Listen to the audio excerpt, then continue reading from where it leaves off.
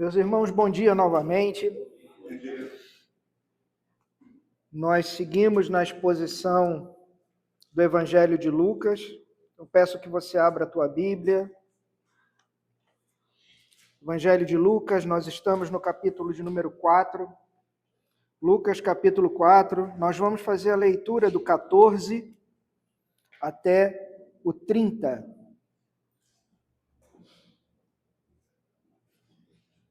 Todos encontraram?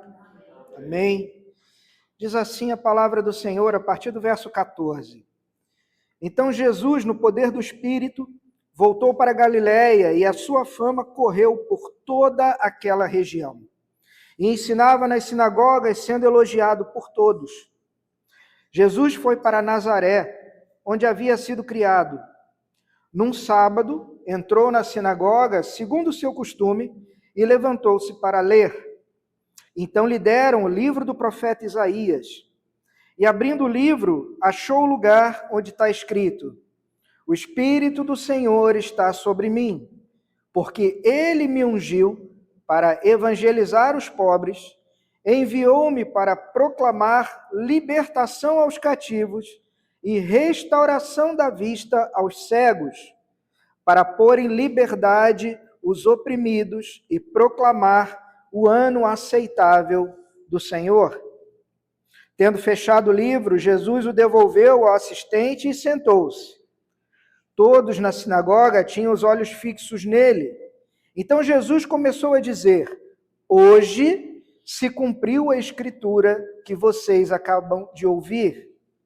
Todos davam testemunho dele e se maravilhavam das palavras cheias de graça que lhe saíam dos lábios. E perguntavam: Não é este o filho de José? Então Jesus disse: Sem dúvida, vocês citarão para mim o provérbio: Médico, cure-se a si mesmo. Dirão: Tudo o que ouvimos que você fez em Cafarnaum, faça-o também aqui na sua terra. E Jesus prosseguiu: De fato, afirmo a vocês que nenhum profeta é bem recebido na sua própria terra. Na verdade, lhes digo que havia muitas viúvas em Israel no tempo de Elias, quando o céu se fechou por 3 anos e 6 meses, reinando grande fome em toda a terra. E Elias não foi enviado a nenhuma delas, a não ser a viúva de Sarepta de Sidom. Havia também muitos leprosos em Israel nos dias do profeta Eliseu, e nenhum deles foi purificado, a não ser Naamã, o sírio. Todos na sinagoga, ouvindo estas coisas, se encheram de ira, e levantando-se, expulsaram Jesus da cidade, e o levaram até o alto do monte, sobre o qual a cidade estava edificada, para que de lá pudessem atirá-lo abaixo. Jesus, porém, passando pelo meio deles, foi embora. Até aqui a nossa leitura. Nós seguimos, queridos, na exposição do nosso Evangelho de Lucas. Essa é a nossa 15ª exposição nesse Evangelho e que deve durar aproximadamente 2 anos. E aqui, nesse momento, nós estamos olhando o cenário após o batismo de Jesus, em que ele oficialmente começa o seu ministério público. Jesus volta a Nazaré e inicia aquela missão, que era a missão de libertação. Porém, os próprios cidadãos de Nazaré vão rejeitá-lo. Ele retorna do deserto, como nós vemos no início, no verso 14, cheio do Espírito, e ele vai ter como foco a província da Galileia. E ele vai permanecer em toda essa narrativa até o capítulo 9 de Lucas, em que ele começa a sua descida para Jerusalém. Tanto o evangelista Marcos quanto Mateus vão registrar em cada um dos seus evangelhos somente uma visita a Nazaré. E eles vão colocar essa visita bem mais adiante, do meio vamos dizer assim, dos seus evangelhos.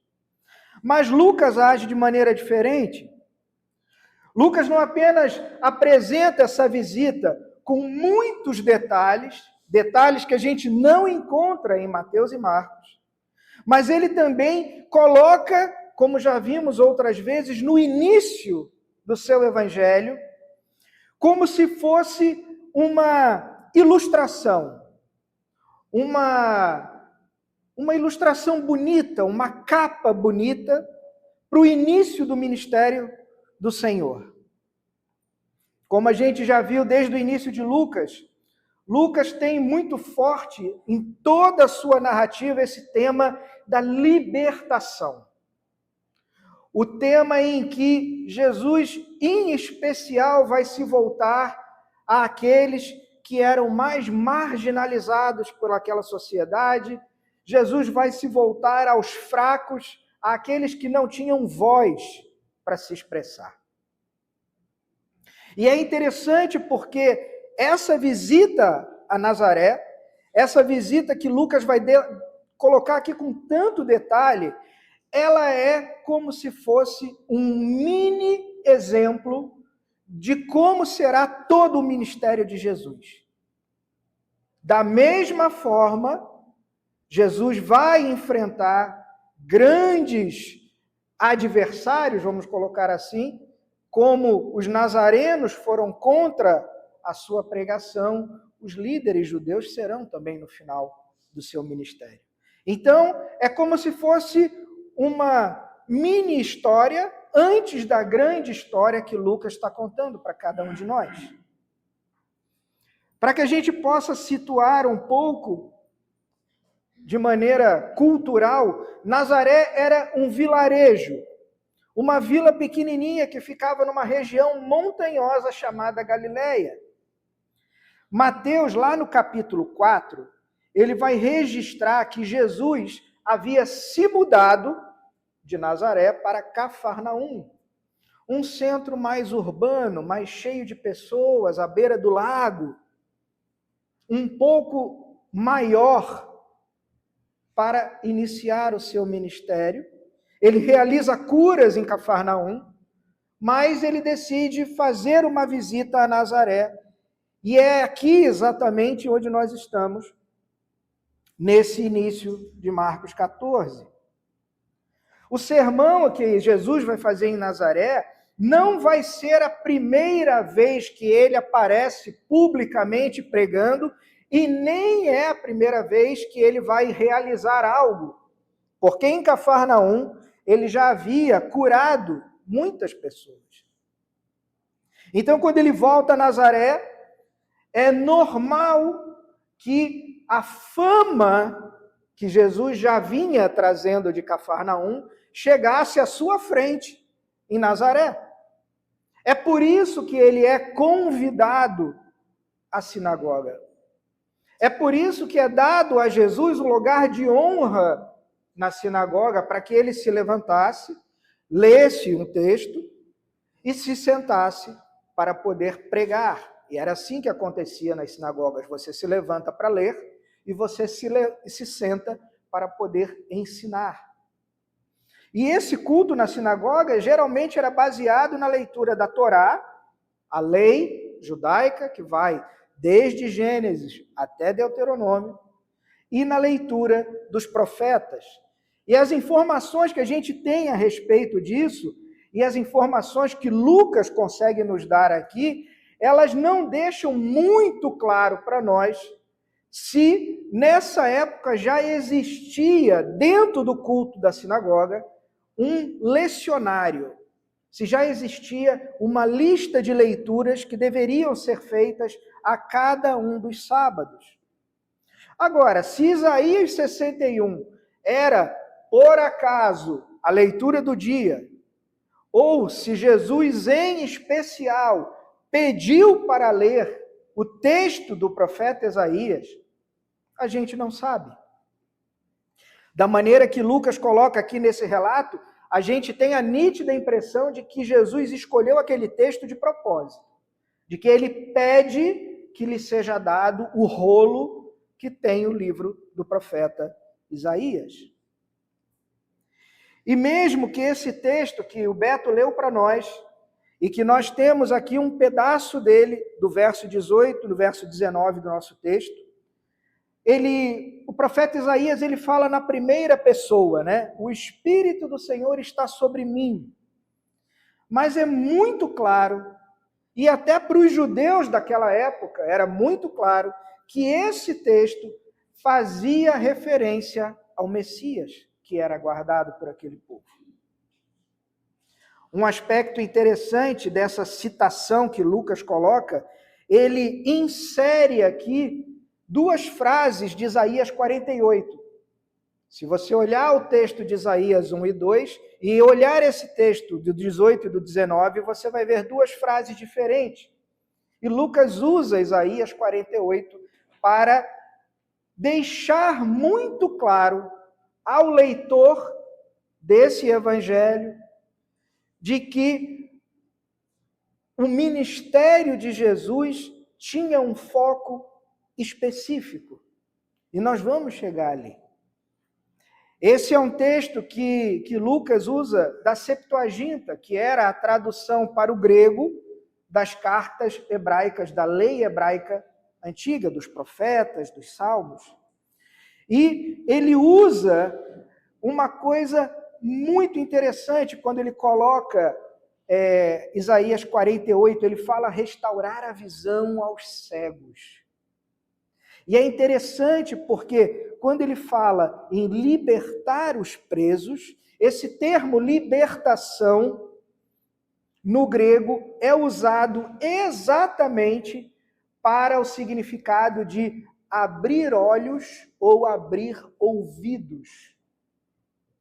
A palavra no grego é exatamente a mesma, ou seja, quando ele diz libertar, significa abrir os olhos, abrir os ouvidos, chamar aqueles que o Pai queria que fossem chamados.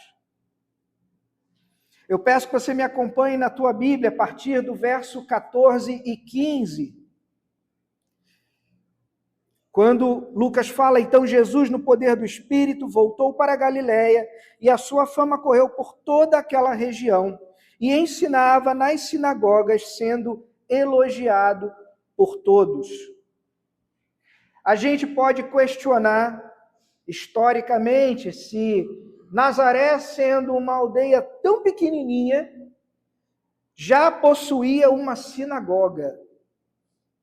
Sinagoga é essa que, se você lembrar, na história bíblica, quando o povo é expulso de Israel e é levado cativo para a Babilônia, não tinha mais templo, não era mais possível você oferecer sacrifícios, não há mais levitas, sacerdotes. Então, naquela terra distante e estranha, eles começam a criar locais de reunião.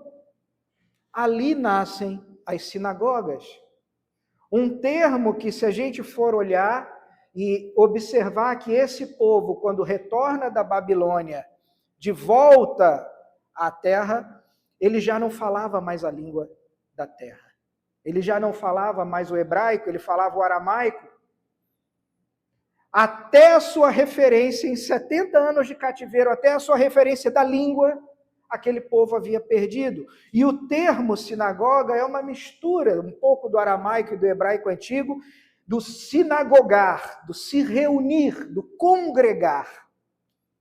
É o que nós estamos fazendo agora, nós estamos sinagogando, se formos utilizar o termo. Estamos nos reunindo.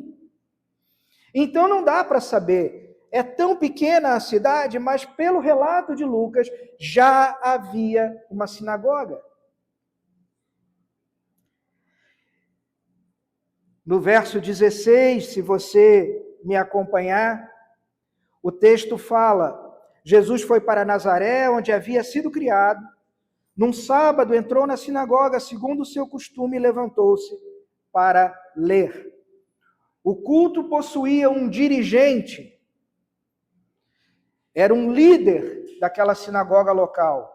Nós vamos observar, dentre os feitos de Jesus, e passaremos mais adiante aqui em Lucas, onde você vai ter um desses líderes de uma sinagoga local vindo a Jesus pedir um auxílio.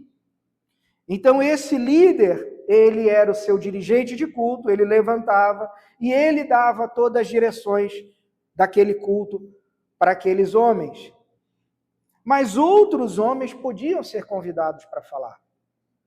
E como aquele povo havia já escutado a respeito das maravilhas que Jesus estava fazendo em Cafarnaum, era certo que Jesus seria convocado para falar naquele sábado. Então Jesus se levanta, ele vai ler de pé e vai se assentar, como é falado no versículo 20, para ensinar. E aí, a partir do verso 17, é dito que é entregue a ele o livro do profeta Isaías. E como eu comentei com vocês, não existe aqui um consenso a respeito de que era o dia de ler Isaías, ou se Jesus explicitamente vai dizer que quer ler a respeito do profeta Isaías. Cada livro era confeccionado na forma de um rolo.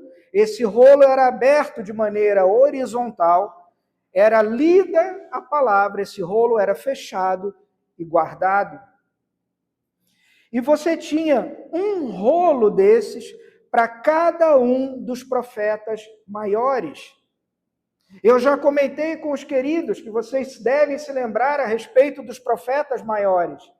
E eles só são chamados maiores por um motivo, porque eles escreveram mais do que os outros. E os menores, chamados profetas menores, são assim chamados porque escreveram pouco. E o livro que reunia os 12 profetas menores era um único rolo, enquanto os demais profetas tinham um rolo para cada um dos seus textos. Então, dos menores ia de Oséias até Malaquias, chamado o livro dos 12. E Jesus escolhe dessa maneira, a partir do Evangelho de Isaías, ler o que hoje nós chamamos na nossa Bíblia do capítulo do número 61. No verso 17 e 18, a gente observa, então lhe deram o livro do profeta Isaías, e abrindo o livro, achou o lugar onde está escrito: o Espírito do Senhor está sobre mim. Nós já tínhamos visto no capítulo 3, quando falamos do batismo de Jesus, que é escutada uma voz que vem do céu e que diz que este é o meu filho amado, em quem eu tenho prazer. Então, a abertura ali, quando Jesus recita, vamos colocar dessa maneira, o texto de Isaías 61, já é como se fosse um eco daquilo do que Deus já havia falado no seu batismo, que está lá no capítulo 3, que nós já passamos. E é reiterado pelo comentário de Lucas de que Jesus inicia o seu ministério no verso 14, no poder do Espírito.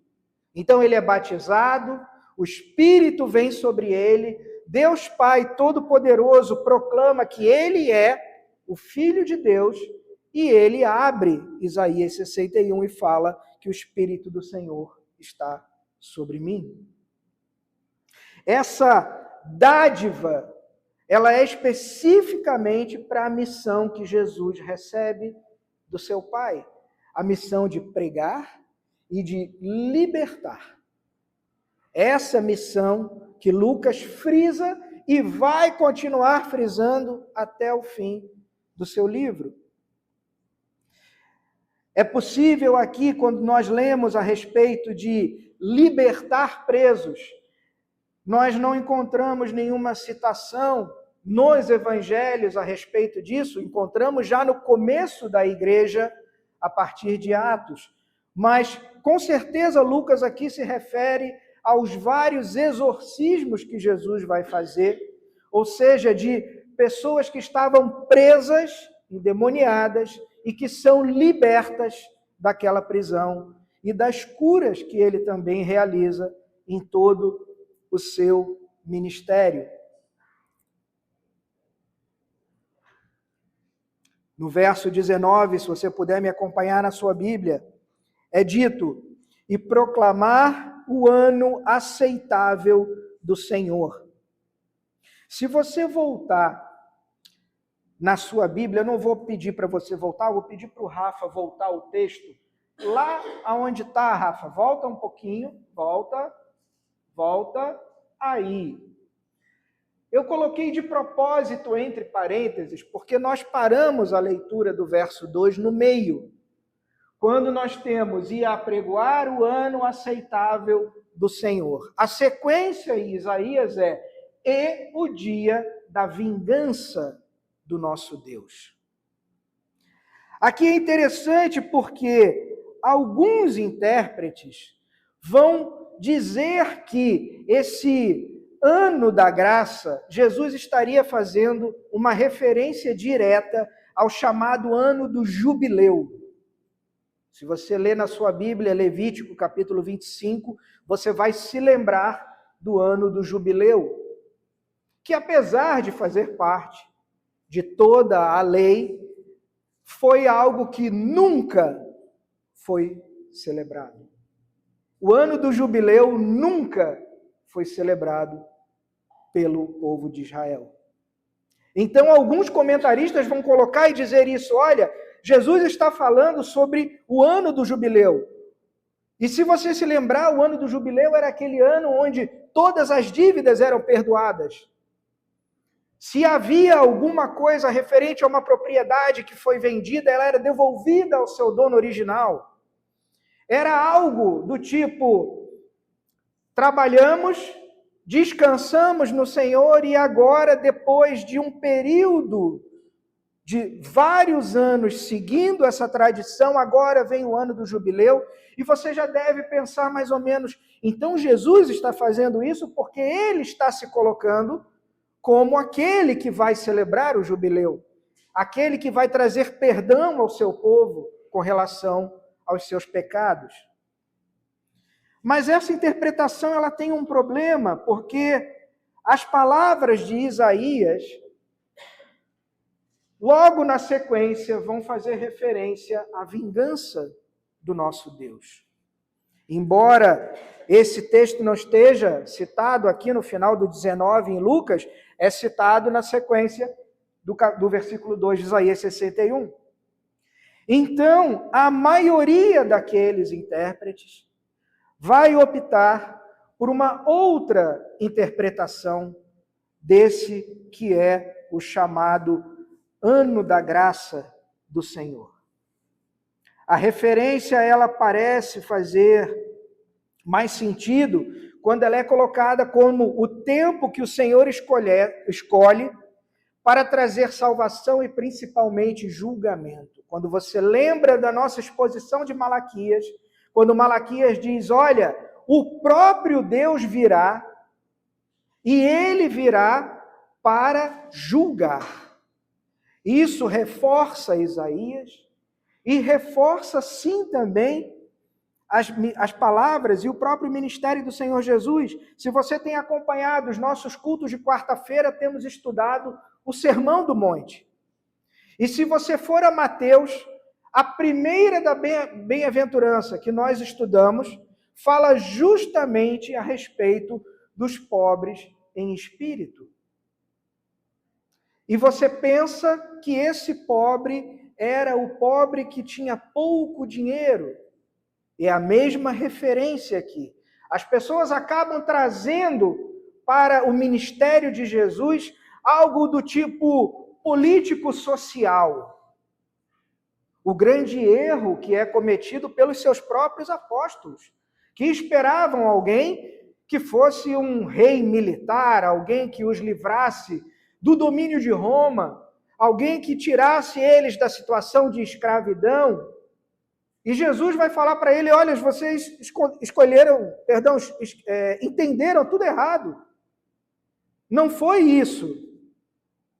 Olhe as minhas bem-aventuranças em Mateus capítulo 5, quando ele fala pobres de espírito, nós optamos inclusive pela outra tradução, humildes em espírito. Sim, ele vem trazer conforto para aqueles que foram curados, para aqueles que tiveram demônios expulsos, mas a sua missão é a missão principalmente de pregar o Evangelho e trazer a chamada vingança do nosso Deus. Verso 21, se você acompanhar comigo, vai dizer: então Jesus começou a dizer: hoje se cumpriu a Escritura que vocês acabam de ouvir. E esse cumprimento não é que naquele dia em específico se cumpriu. Ali começa, ali é dado o início desse cumprimento. O cumprimento não foi concluído naquele dia. Ali começa, ali é o marco inicial, onde Jesus diz: olha, agora começa o meu ministério. Jesus está se identificando como aquele que vai trazer a salvação, que vai trazer o perdão oferecido por Deus e que é colocado por todos os profetas do Antigo Testamento. Verso 22, todos davam testemunho dele e se maravilhavam das palavras cheias de graça que lhe saíam dos lábios. Aqui começa algo que a gente pode achar estranho, dado o fim desse relato no verso 30. Porque davam bom testemunho dele, davam testemunho dele. Ao que parece, trata-se da fama de Jesus, de tudo que ele havia já feito em Cafarnaum, e que agora o povo de Nazaré diz: bom, aqui é a sua própria casa. Então nós temos direito também de receber curas e milagres, porque se em Cafarnaum ele já fez isso, aqui na sua terra, é mais do que lógico que ele também o faça. Também tinham aqueles que conheciam muito bem Jesus, aqueles que haviam visto aquele menino pequenininho crescer, aprender a profissão do seu pai, talvez correr, andar, falar com outras pessoas, e essas pessoas olham e falam: aquele menininho, filho de José, o carpinteiro, é esse homem aqui? Esse homem que agora traz um discurso tão poderoso, esse homem que traz um discurso cheio de autoridade, esse homem que fala de maneira tão diferente, porque quando os doutores da lei falavam, parecia algo forçoso, mas quando Jesus fala, é algo tão natural. É a autoridade que parece que vem do Pai e brota nele. Então as pessoas olham e acham estranho. E logo na sequência, com relação ao comentário que é feito, o próprio Senhor Jesus usa um provérbio antigo. No verso 23, o próprio Senhor Jesus disse: então vocês sem dúvida citarão para mim o provérbio: médico, cure-se a si mesmo. Porque ele havia escutado a própria multidão dizer: não é esse o filho de José? Então ele, sabendo que havia sendo criado ali, ele tem, ou ele deveria fazer algo por aquelas pessoas. A reputação dele de realizar as curas havia criado essa expectativa naquelas pessoas. Então ele também deve curar, ele também deve libertar. Aqui, então no verso 24, ele prossegue dizendo: de fato afirmo a vocês que nenhum profeta é bem recebido na sua própria terra. E aqui 2 pontos são muito interessantes. Primeiro, quando você conhece alguém há muito tempo, quando você conhece de maneira íntima alguém, e essa pessoa mais tarde se torna alguém extraordinário, seja no falar, seja no escrever, seja no pregar, no que for, é muito difícil nós aceitarmos isso. É estranho, mas quanto mais conhecemos alguém, menos a gente consegue conceber algo extraordinário nessa pessoa. Isso é muito interessante. Junto com o segundo ponto, que vem exatamente dos versos 25 até o verso 27. Jesus vai dizer: na verdade lhes digo que haviam muitas viúvas em Israel, no tempo de Elias, quando o céu se fechou por 3 anos e 6 meses, reinando grande fome em toda a terra. E Elias não foi enviado a nenhuma delas, a não ser a uma viúva de Sarepta, de Sidom. E havia também muitos leprosos em Israel no dia do profeta Eliseu, e nenhum deles foi purificado, a não ser Naamã, o sírio. Aqui acontece uma grande virada. Porque Jesus vai citar 2 dos profetas mais famosos do Antigo Testamento, Elias e Eliseu. Os relatos estão no primeiro livro dos Reis, capítulo 17, e no segundo livro dos Reis, no capítulo 5. E é interessante porque aqui abrimos um parênteses, como é importante que nós conheçamos a história bíblica. Como é importante que ao ler algo no Novo Testamento, a gente entenda a referência que está sendo feita lá no Antigo Testamento. E as 2 cidades aqui, Sidom e Síria, eram cidades muito inimigas de Israel. Mas nesses 2 casos, os 2 maiores profetas do Antigo Testamento haviam realizado curas, milagres, justamente para cidadãos das cidades que eram inimigas, e não para o próprio povo de Israel.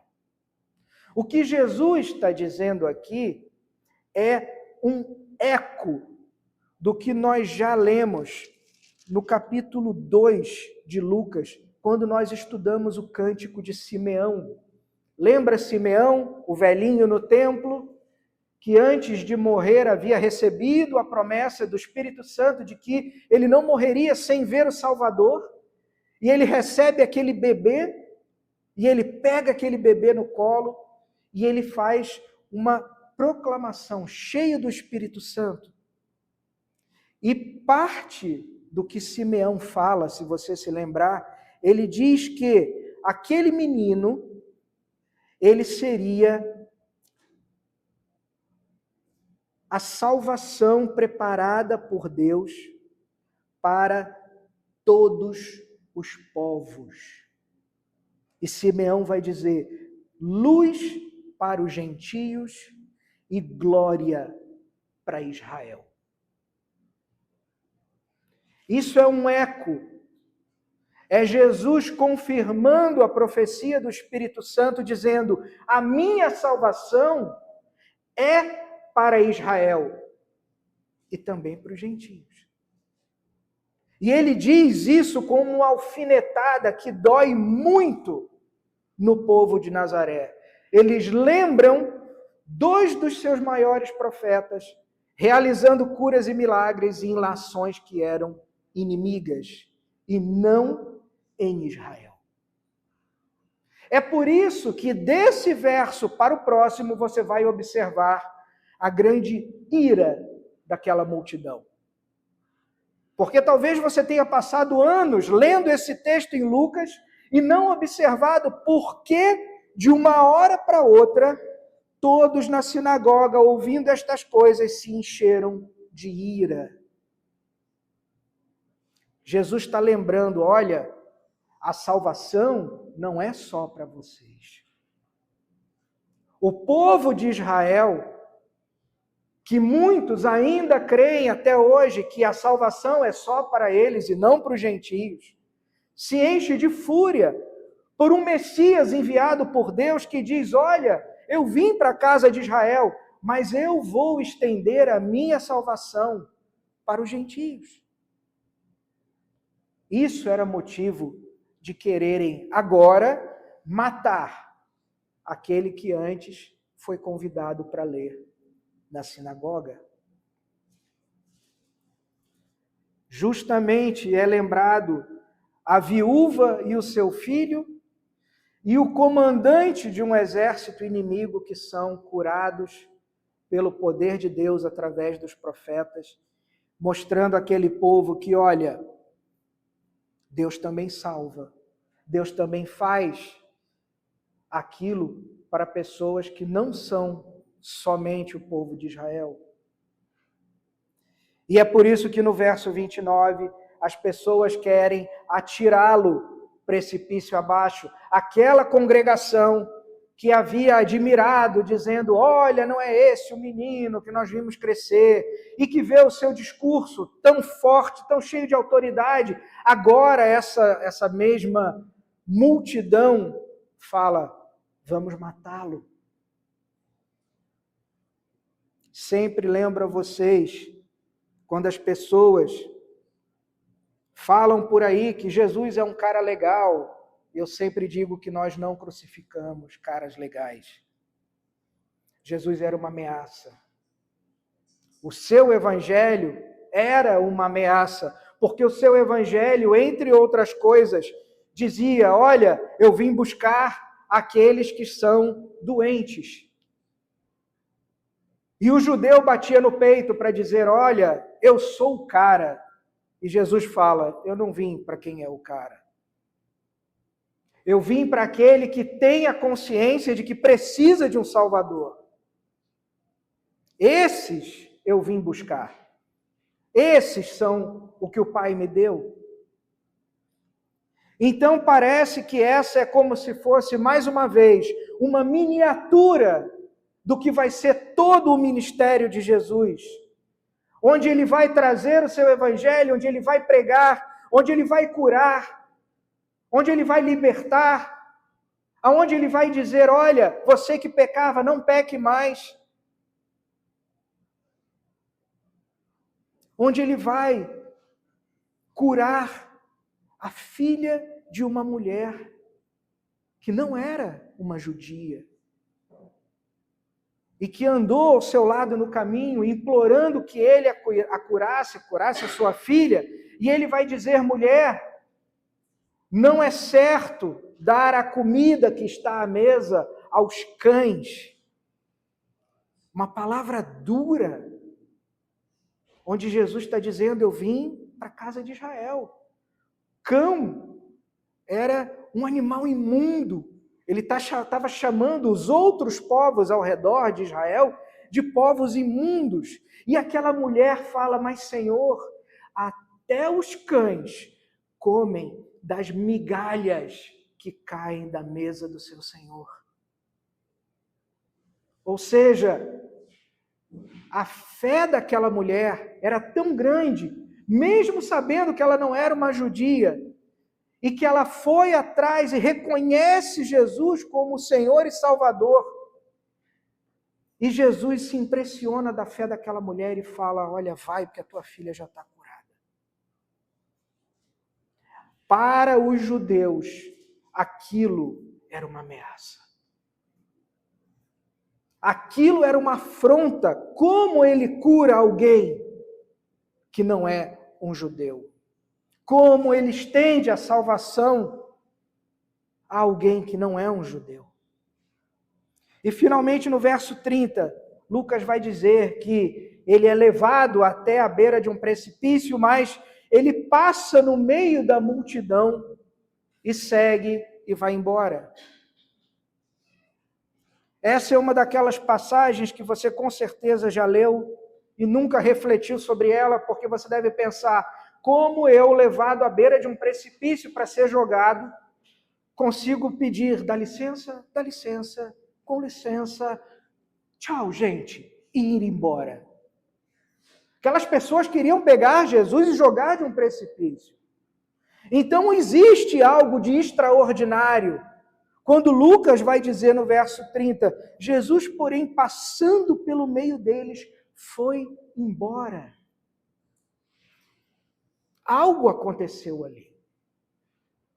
Lucas não entra no mérito.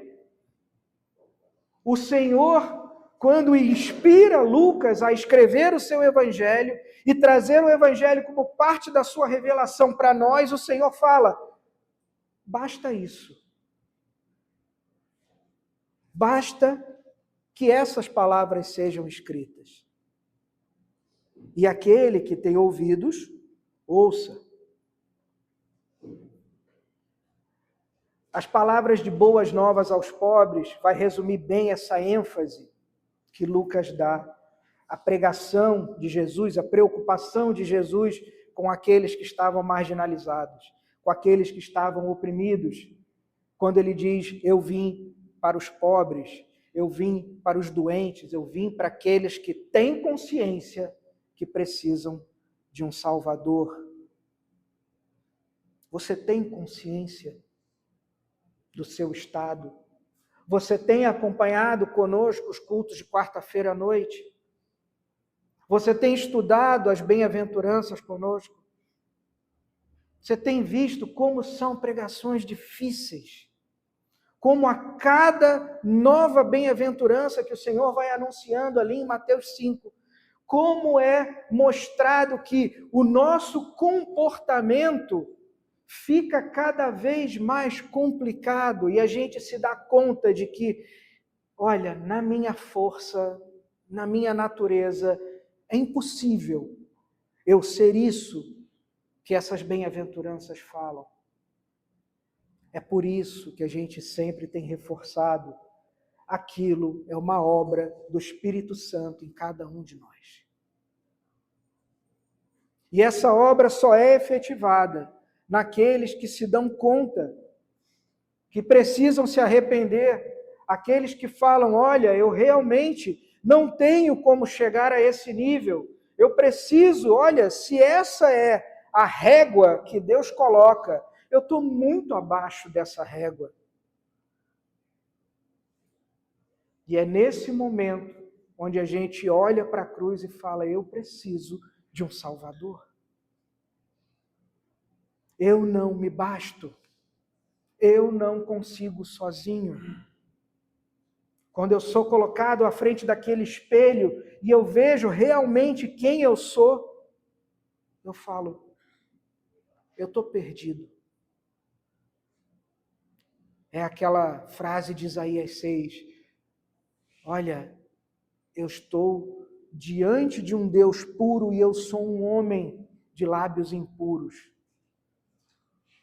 E é o anjo que vai pegar a brasa no altar do Senhor e vai trazer até o lábio dele e vai dizer: pronto, agora teu lábio está purificado e você vai pregar aquilo que o Senhor está mandando. Como tem sido as nossas vidas, como nós temos vivido com relação a isso, temos consciência do nosso estado. O Senhor tem vindo, domingo após domingo, através da pregação da sua palavra, aos nossos corações, dizendo: eu estou aqui. Você tem se dado conta de quem você é? Você tem se dado conta do que você precisa? Ainda dá tempo. Nós vamos acompanhar ainda, ao longo de todo esse evangelho de Lucas, as maravilhas, os sinais, os milagres. Mas o tempo todo nosso Senhor tem se colocado diante de nós, para que a gente escute o evangelho e tem dito: olha, eu estou aqui. Ontem conversávamos sobre isso, sobre o quão difícil ou o quão fácil a gente pode querer tornar a pregação do evangelho.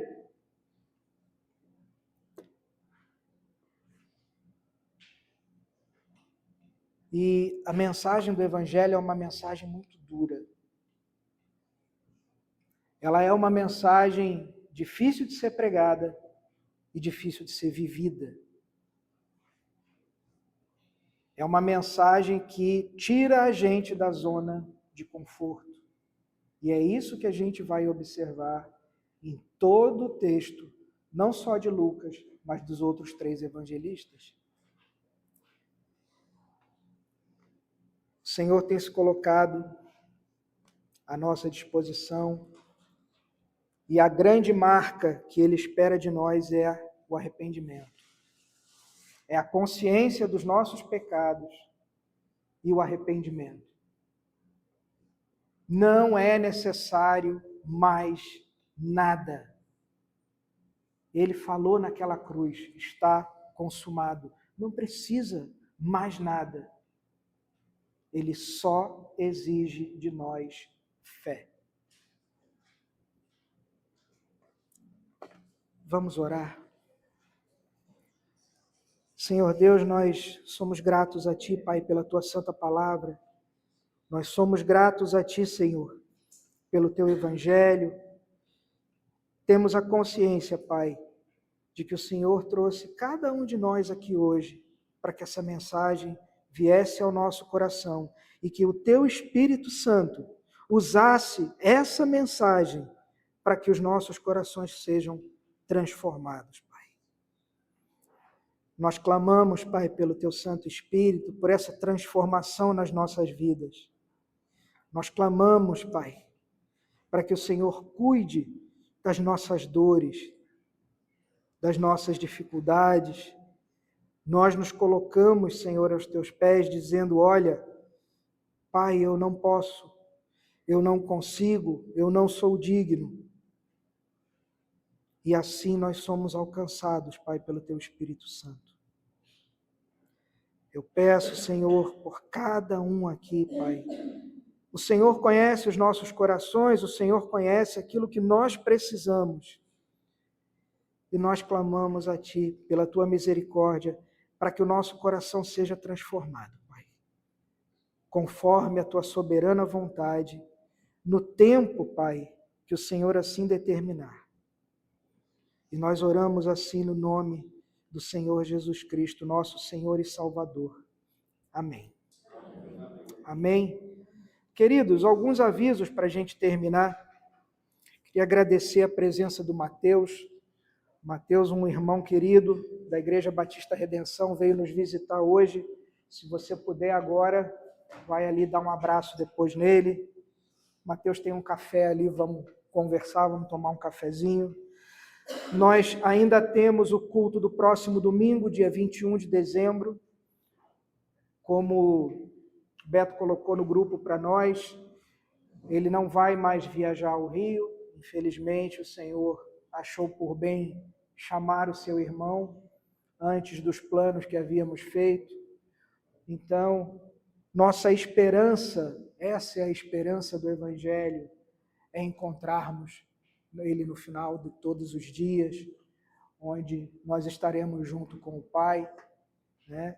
Então, que a gente também possa dar um abraço apertado no Beto, porque em todos os momentos onde nós precisamos, ele sempre esteve do nosso lado, sempre foi aquela força ali, inclusive às vezes até chato, né? Está precisando de alguma coisa? Está tudo bem? Então, que a gente agora possa abraçar ele também, nesse momento difícil, encher ele de ânimo e esperança. Semana que vem é ele quem vai trazer a palavra e é o último culto do ano.